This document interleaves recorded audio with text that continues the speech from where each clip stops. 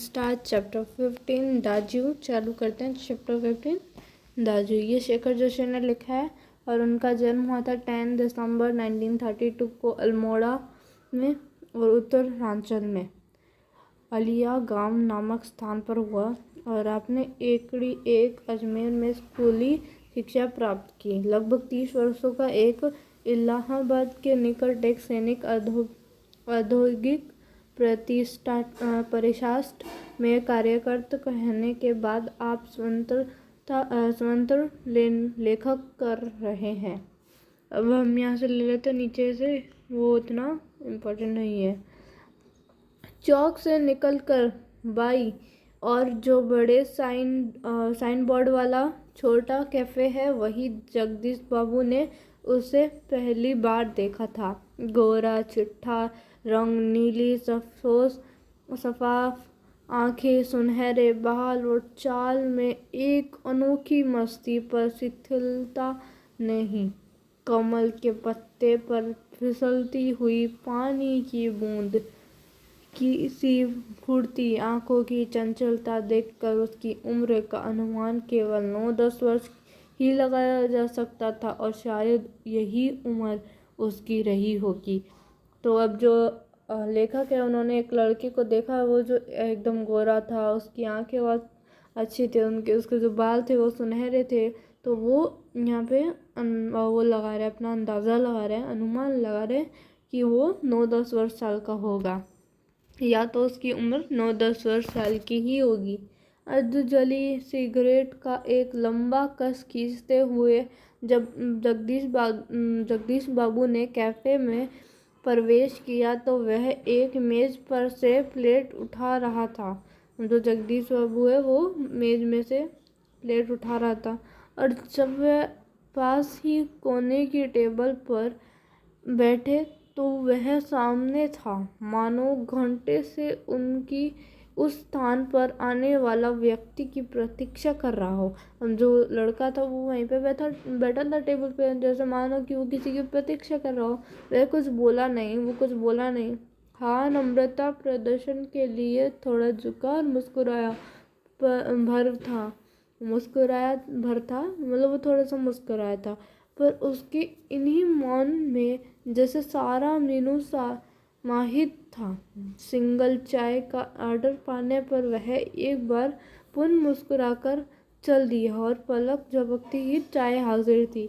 तो उसे जब बोला कि चाय लेके आओ तो वो जाता है, मुस्कुराकर चाय लेके आता है, पलक झपकते ही उसकी चाय आ जाती है। मनुष्य की भावनाएं बड़ी विचित्र होती है।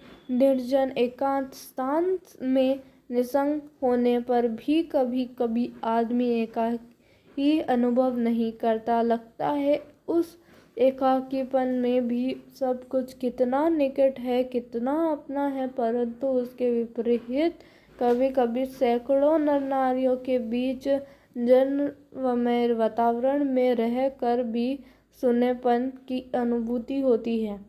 मतलब वो जो लोग यहाँ पे ऐसे वातावरण में रहते हैं, कोई सड़कों पर, कोई कहीं पे, तो फिर उनकी ये जो कंडीशन है वो सुनेपन जैसी हो जाती है, उनकी अनुभूति होती है।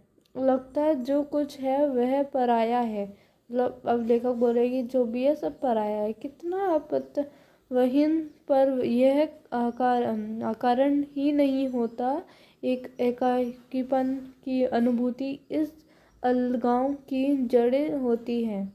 बिछाव या विकृत की किसी कथा के मूल में जगदीश बाबू दूर देश से आए हैं। अब जो जगदीश बाबू है वो दूर देश से आए हैं। चौक की चहल पहल, कैफे के शोरगुल में उन्हें लगता है सब कुछ अपनत्वहीन है। शायद कुछ दिनों रहकर अभ्यस्त हो जाने पर उन्हें इसी वातावरण में अपनेपन की अनुभूति होने लगे। अब क्या था कि उन्हें अपनापन नहीं लग रहा था यहाँ जहाँ पे ये आए थे, और फिर थोड़े दिनों बाद में उनको अपनेपन की अनुभूति भी होने लग गई। पर आज तो लगता है यह अपना नहीं, अपनेपन की सीमा से दूर कितना दूर है। और तब उन्हें अनायास ही याद आने लगी है अपने गांव पड़ोस के आदमी, स्कूल कॉलेज के छोकरे, अपने निकट शहर के कैफे, होटल, चाय साहब वो सब याद कर रहे थे कि जो भी लड़के होते थे वो जो पास के कैफ़े में होते हैं, होटल में जाते हैं, और इतने में वो चुप हो गए। चाय साहब, तो वो जो था वो चाय लेके आया। जगदीश बाबू ने राहदानी में सिगरेट झाड़ी, जो सिगरेट वाला बाउल होता है उसमें सिगरेट झाड़ी। उन्हें लगा इन शब्दों की ध्वनि में वही कुछ है जिसकी रिक्तता उन्हें अनुभव हो रही है, मतलब जो उसकी आवाज़ है उनसे उन्हें अपनापन महसूस हुआ, और उन्होंने अपनी शंका का समाधान कर लिया। तो उन्होंने जो उनकी शंका थी, उन्हें जो प्रॉब्लम थी वो उन्होंने बोला कि आपका नाम क्या है, क्या नाम है तुम्हारा? मदन। वो जो था उसने बोला कि मदन नाम है मेरा। अच्छा मदन, तुम कहाँ के रहने वाले हो? पहाड़ का हूँ बापूजी। तो उसने बोला कि पहाड़ का हूँ बापूजी। पहाड़ तो सैकड़ों है, आबू, दार्जिलिंग, मसूरी, शिमला, अल्मोड़ा, तुम्हारा गांव किस पहाड़ में है? इस बार शायद उसे पहाड़ और जिले का भेद मालूम हो गया। मतलब फिर उसे इसने इतने सारे नाम लिए तो उसे पता चल गया इतने सारे नाम भी है। मुस्कुरा कर बोला, अल्मोड़ा साहब, अल्मोड़ा। फिर वो खुश होकर बोला कि अल्मोड़ा है। अल्मोड़ा में कौन सा गांव है? विशेष जान के की गर्ज से जगदीश बाबू ने पूछा। अल्मोड़ा में जो उनका गांव है वो कहाँ पे है? तो जगदीश बाबू ने पूछा। इस प्रश्न उसे संकोच में डाल दिया। शायद अपने गांव की निराली संख्या के कारण उसे संकोच हुआ था। इस कारण टालता हुआ सा बोला, वह तो दूर है साहब, अल्मोड़ा से 15-20 मील होगा। फिर भी नाम तो कुछ होगा ही। तो उसने बोला कि जो बात थी वो टाल दी, बोला कि वो 15-20 मील दूर होगा। तो फिर उसने बोला फिर भी नाम तो कुछ होगा ही। जगदीश बाबू ने जोर देकर पूछा, टोटैलोगो। उसने बोला कि वह संकुचता हुआ सा बोला, टोटैलोगो।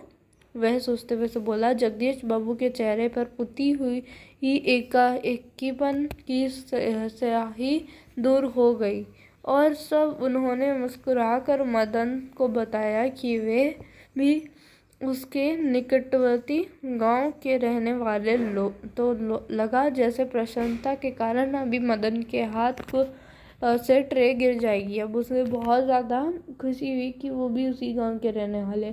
उसके मुंह से शब्द निकला, चाहे कर भी न निकल सके, मतलब जो वो चाहता भी नहीं था ना तो भी वो सब निकल रहा था उसके मुंह से।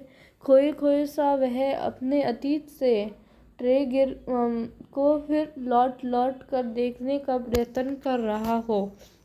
अतीत, गांव, ऊंची पहाड़ियाँ, नदी, ईजा, माँ। वो सोचता कि अब मैं इन्हें क्या बोलूँ? ईजा मतलब माँ, बाबा बोलूँ या फिर दीदी बोलूँ, भूली मतलब छोटी बहन बोलूँ, दाजू, दाजू मतलब बड़ा भाई होता है। इस चैप्टर का नाम भी दाजू है। दाजू का मतलब बड़ा भाई। मदन को जगदीश बाबू के रूप में किसकी छाया निकट जान पड़ी? ईजा नहीं, बाबा नहीं, दीदी भूली नहीं, दाजू, हाँ दाजू सही है। तो उसने बोला कि दाजू बोलता हूँ। 2-4 ही दिनों में मदन और जगदीश बाबू के बीच की अजनबीपन की खाई दूर हो गई। जो भी अजनबीपन था उनका, जो भी था, जो इच्छा थी उनकी, वो सब दूर हो गई थी। टेबल पर बैठते ही मदन का स्वर सुनाई देता है, दाजू जहीन। दाजू आज तो ठंड बहुत है। उसने कहा कि दाजू आज तो बहुत ठंड है। दाजू क्या कहा? भी यूं हिम, मतलब यूं मतलब हिम पड़ेगा। दाजू आपने तो कल बहुत थोड़ा खाना खाया। अब वो बोलता है हर चीज़ में वो दाजू लगाता है कि आपने दाजू खाना कम खाया, आज तो ठंडी बहुत है दाजू। वो हर चीज़ में दाजू ऐड करता है। तभी किसी और से बाइक की आवाज़ पड़ती है और मदन उस आवाज़ की प्रतिध्वनि के पहुंचने से पहले ही वहां पहुंच जाता। ऑर्डर लेकर फिर जाते जाते जगदीश बाबू से पूछता, दाजू कोई चीज़? उसने पूछा कि दाजू कोई चीज़? पानी लाओ। लाया दाजू। तो उसने बोला कि पानी लेके आओ। तो वो बोलता है कि लाया दाजू शब्द को उतनी ही आतुरता और लगन से दोहराता जितनी आतुरता से बहुत दिनों के बाद मिलने पर भी माँ अपने बेटे को चूमती है। कुछ दिनों बाद जगदीश बाबू उनका एकाकीपन दूर हो गया। उन्हें अब चौक कैफे ही नहीं, सारा शहर अपनेपन के रंग में रंगा हुआ सा लगने लगा। परंतु अब उन्हें यह बार बार दाजू कहलाना अच्छा नहीं लगता। हम जगदीश बाबू क्या था, उन्हें जो भी ये कहा कि पन था उनका वो सब दूर हो गया था इस शहर में, बट उन्हें सबसे ज़्यादा चीज़ें खराब लगी थी वो है वो दाजू कहलाता था, वो उन्हें अच्छा नहीं लगता। और यह मदन था कि दूसरी टेबल से भी दाजू, जो मदन था वो दूसरी टेबल से बोलते दाजू मदन इधर आओ, आया दाजू। फिर उसने बोला कि आया दाजू। दाजू शब्द की आवृत्ति पर जगदीश बाबू के मध्यम वर्गीय संस्कार जाग उठे। अब तवन की पतली डोरी की तेज धार के आगे न टिक सकी। अब जो पतली डोरी है वो जो तेज धार होती है उसके आगे नहीं टिक पाई। दाजू चाय लाऊं? चाय नहीं, लेकिन ये दाजू दाजू क्या चिल्लाते रहते हो? दिन रात किसी को प्रेस्टीज मतलब किसी इज्जत का ख्याल भी नहीं है तुम्हें?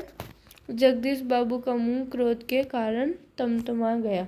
वो मतलब जगदीश बाबू गुस्सा हो गए यहाँ पे, और मैं नेक्स्ट पार्ट में अपलोड करूँगी कि आगे क्या हुआ। मिलते हैं नेक्स्ट वीडियो के लिए।